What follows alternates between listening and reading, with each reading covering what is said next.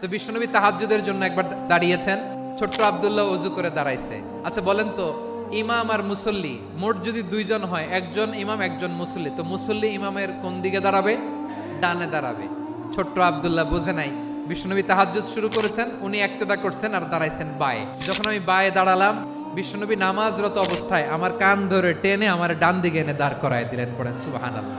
দেখেন হাতে কলমে শিক্ষা, আর জীবনে ভুলাবে? আব্দুল্লাহ ইবনে আব্বাস বিশ্বনবীর কাজিন, চাচাতো ভাই। আবার মাইমুনা রাদিয়াল্লাহু তাআলা আনহু, তিনি ছিলেন আব্দুল্লাহর আপন খালা।